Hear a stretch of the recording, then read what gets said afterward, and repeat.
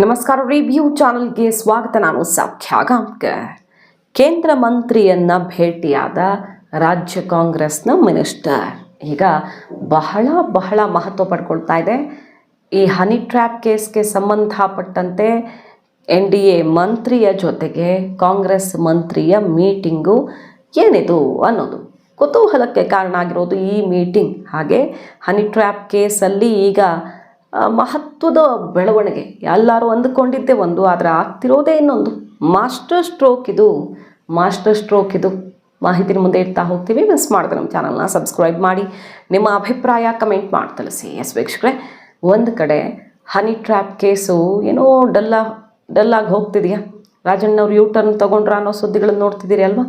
Complaint ಅಂತಲೂ ಹೇಳಲ್ಲ, ಅದು ಮನವಿನೋ ದೂರೋ ಒಂದು ಗೊತ್ತಾಗ್ತಿಲ್ಲ. ನ್ಯಾಯಾಂಗ ತನಿಖೆನೋ SITಗೆ ಒಪ್ಪಿಸ್ತಾರೋ ಗೊತ್ತಾಗ್ತಿಲ್ಲ.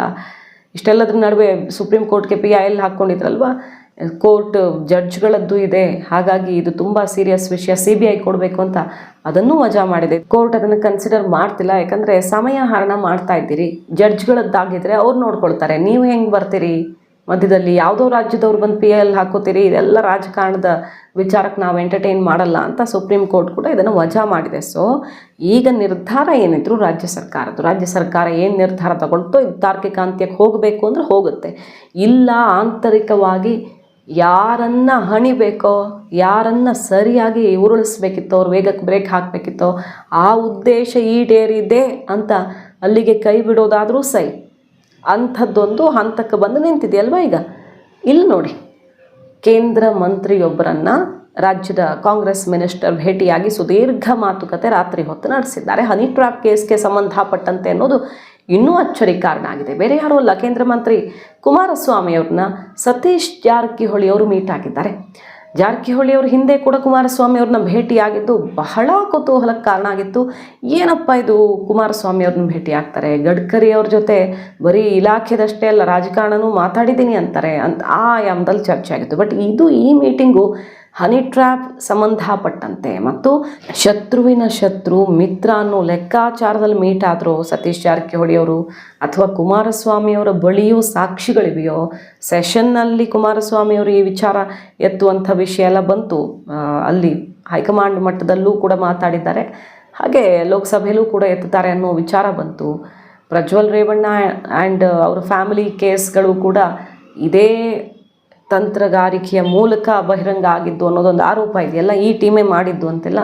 ಹಾಗಾಗಿ ಎಲ್ಲ ಒಂದಕ್ಕೊಂದು ಲಿಂಕ್ ಇರೋದ್ರಿಂದ ಮೀಟ್ ಆದರೂ ಒಂದು ಗೊತ್ತಾಗ್ತಿಲ್ಲ. ಸತೀಶ್ ಜಾರಕಿಹೊಳಿ ಅವರು ರಾಜಕೀಯ ಬೆಳವಣಿಗೆಗಳ ಜೊತೆಗೆ ಹನಿ ಟ್ರ್ಯಾಪ್ ಕೇಸ್ ಬಗ್ಗೆ ಕುಮಾರಸ್ವಾಮಿಯವ್ರ ಜೊತೆ ಡೀಪ್ ಡಿಸ್ಕಷನ್ ಮಾಡಿ ಬಂದಿದ್ದಾರೆ. ರಾತ್ರಿ ಮೀಟಿಂಗ್ ಆಗಿದೆ, ಸುದೀರ್ಘ ಮಾತುಕತೆಯಾಗಿ ಡೆಲ್ಲಿಯಲ್ಲಿದ್ದಾರೆ 2 ದಿನಗಳಿಂದ. ವೇಣುಗೋಪಾಲ್ ಅವ್ರ ಜೊತೆ ಮಾತಾಡಿ ನೇರ ಹೆಸರನ್ನೇ ಹೇಳಿ ಕಂಪ್ಲೇಂಟ್ ಕೊಟ್ಟು ಬಂದಿದ್ದಾರೆ. ರಾಹುಲ್ ಗಾಂಧಿಯವರನ್ನು ಕೂಡ ಮೀಟ್ ಆಗಲಿದ್ದಾರೆ ಇವತ್ತು ಅಂತ ಹೇಳಲಾಗ್ತಿದೆ. ಸತೀಶ್ ಜಾರಕಿಹೊಳಿ ಅವರು ರಾಹುಲ್ ಗಾಂಧಿ ಅವರು ಸಿಗಲಿಲ್ಲ ಅಂದರೆ ಪ್ರಿಯಾಂಕಾ ವಾದ್ರಾ ಜೊತೆಗೆ ಮೀಟಿಂಗನ್ನು ಮಾಡಿಕೊಂಡೇ ವಾಪಸ್ ಬರೋದು, ಅವರಿಗೆ ಕೆಲವು ಸಾಕ್ಷಿಗಳನ್ನು ಕೊಟ್ಟೇ ಬರೋದು ಅಂತ ಕೂತಿದ್ದಾರೆ. AICC ಆಫೀಸಲ್ಲೇ ನಿನ್ನೆ ಇಡೀ ದಿನ ಕೂತಿದ್ದಾರೆ ಅಂದರೆ ಹೇಳಿ ಸತೀಶ್ ಜಾರಕಿಹೊಳಿ. ಇಡೀ ದಿನ ಅಲ್ಲೇ ಕೂತು ಹಲವು ವಿಚಾರಗಳನ್ನು ಚರ್ಚೆ ಮಾಡಿದ್ದಾರೆ ಮತ್ತು ಹೈಕಮಾಂಡ್ ನಾಯಕರಿಗೆ ಸಾಕ್ಷಿ ಸಮೇತ ಇಂಥದ್ದೊಂದು ಹೆಸರೇ ಹೇಳಿ, ದೊಡ್ಡ ಲೀಡರ್ನ ಹೆಸರೇ ಹೇಳಿ, ಈ ಹನಿ ಟ್ರ್ಯಾಪಿಂಗ್ ಮತ್ತೊಂದು CD ಫ್ಯಾಕ್ಟ್ರಿಯಿಂದಾಗಿ ಪಕ್ಷಕ್ಕೆ ಎಷ್ಟು ಡ್ಯಾಮೇಜ್ ಆಗ್ತದೆ, ಮುಂದೇನಾಗಬಹುದು, ಹಿಂದೆ ಏನೇನಾಗಿದೆ ಎಲ್ಲದರ ಬಗ್ಗೆಯೂ ಸಾಕ್ಷಿ ಕೊಟ್ಟು ಕಾರ್ಯಾಚರಣೆ ಶುರು ಮಾಡಿದ್ದಾರೆ. ರಾಜಣ್ಣನವರು ತಲೆ ಕೆಡಿಸ್ಕೊಳ್ತಿದ್ದಾರೋ ಬಿಡ್ತಾರೋ, ಆದರೆ ಸತೀಶ್ ಜಾರಕಿಹೊಳಿ ಅವರು ಇದನ್ನು ಕೈಗೆತ್ತಿಕೊಂಡೇ ಬಿಟ್ಟಿದ್ದಾರೆ. ಈ ಹೊತ್ತಲ್ಲಿ ಕುಮಾರಸ್ವಾಮಿ ಅವ್ರನ್ನು ಮೀಟ್ ಆಗಿರೋದು ಅತ್ಯಂತ ಮಹತ್ವ ಪಡ್ಕೊಳ್ತಾ ಇದೆ. ಹಾಗಾದರೆ ಮುಂದೇನು ಲೆಕ್ಕಾಚಾರ ಏನು? ಹೈಕಮಾಂಡ್ ಮಟ್ಟದಲ್ಲಿ ರಾಹುಲ್ ಗಾಂಧಿಯವರ ಗಮನಕ್ಕೆ ತರ್ತೀನಿ ನಾನು, ಬೇರೆಯವರು ಯಾರ ಮುಂದೆ ಹೇಳಿದ್ರು ಸಮಾಧಾನ ಇಲ್ಲ, ರಾಹುಲ್ ಗಾಂಧಿಯವರಿಗೆ ಸಾಕ್ಷಿ ಕೊಡಬೇಕು ಅಂತ ಹೋಗಿರೋದು. ಈಗ ಮೋಸ್ಟ್ಲಿ ಈಗ ರಾಜೇಂದ್ರ ಅವರು ರಾಹುಲ್ ಗಾಂಧಿಯವ್ರನ್ನ ಭೇಟಿಯಾಗೋ ತಯಾರಿಯಲ್ಲಿ ಇದ್ದಾರೆ. ಅದಕ್ಕಿಂತ ಮುನ್ನ ನಾನು ಮಾತಾಡ್ತೀನಿ ಅಂತ ಮುಂದಾಳತ್ವವನ್ನು ತಗೊಂಡು ಇವ್ರ ಪರವಾಗಿ ಹೋಗಿದ್ದಾರೆ. ಸುಮಾರು ಬೇರೆಯವರ ವಿಷಯವೂ ಕೂಡ ಇರಬಹುದು, ಯಾಕಂದರೆ ಬೆಂಗಳೂರು ವ್ಯಾಪ್ತಿಯ ಮಿನಿಸ್ಟರ್ ಒಬ್ಬರ ಮಗನ ಹನಿ ಟ್ರ್ಯಾಪಿಂಗ್ ಯಶಸ್ವಿಯಾಗಿ ಆಗಿದ್ದು ಆ ವಿಡಿಯೋಗಳೆಲ್ಲ ಹರಿದಾಡಿವಿ ಅಂತೆ.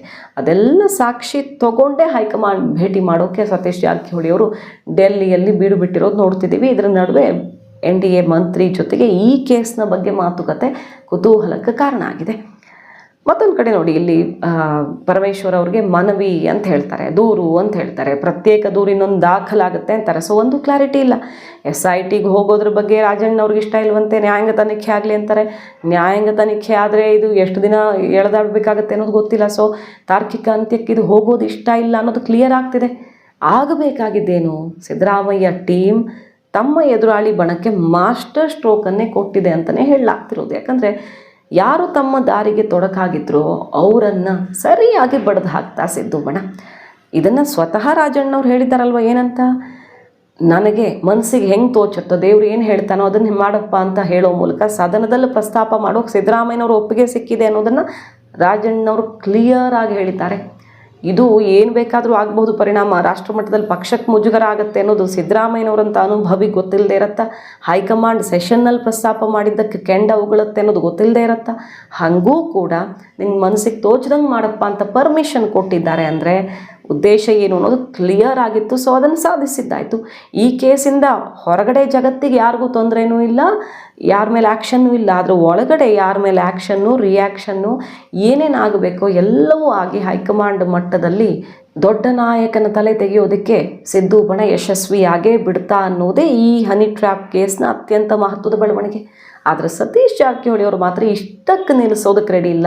ಈ ಹೆಸರು ಹೊರಗಡೆನೇ ತರ್ತೀನಿ ಅಂತ ನಿಂತು ಬಿಟ್ಟಿದ್ದಾರೆ. ಅವ್ರು ಹೇಳಿದ್ರಲ್ಲ, ಕಿಂಗ್ ಪಿನ್ ಹೆಸರನ್ನು ಬಟಾ ಬಯಲು ಮಾಡಬೇಕು, ಇದು ಇಲ್ಲಿಗೆ ನಿಲ್ಲಬಾರ್ದು. BJP ಅವರು ಕಾಂಗ್ರೆಸ್ ಅವ್ರದ್ದು ಅಂತಿಲ್ಲ, ರಾಜಕೀಯ ಸೈದ್ಧಾಂತಿಕವಾಗಿ ಮಾಡಬೇಕು, ಆದರೆ ಈ ದಾರಿಯಲ್ಲಿ ಮಾಡೋದಲ್ಲ. ಈ ಹೆಸರು ಹೊರಗಡೆ ಬರಲೇಬೇಕು, ಇದನ್ನು ಇಷ್ಟಕ್ಕೆ ಬಿಡೋ ಮಾತೇ ಇಲ್ಲ ಅಂತ ಓಪನ್ ಆಗಿ ಗುಡುಗಿದ್ದ ಸತೀಶ್ ಜಾರಕಿಹೊಳಿ ಈಗ ಡೆಲ್ಲಿಯಲ್ಲಿ ಬ್ಯುಸಿಯಾಗಿದ್ದಾರೆ. ಶತ್ರುವಿನ ಶತ್ರುಗಳ ಜೊತೆಗೆ ಮೀಟಿಂಗ್ ನಡೆಸೋದು ಹೊಸದೊಂದು ರಣತಂತ್ರದಂತೆಯೇ ಕಾಣ್ತಾ ಇದೆ. ಮಾಹಿತಿ ನಿಮ್ಗೆ ಇಷ್ಟ ಆಗಿದ್ರೆ ಮಿಸ್ ಮಾಡದೆ ನಮ್ಮ ಚಾನಲ್ನ ಸಬ್ಸ್ಕ್ರೈಬ್ ಮಾಡಿ, ನಿಮ್ಮ ಅಭಿಪ್ರಾಯ ಕಮೆಂಟ್ ಮಾಡಿ ತಿಳಿಸಿ. Thank you.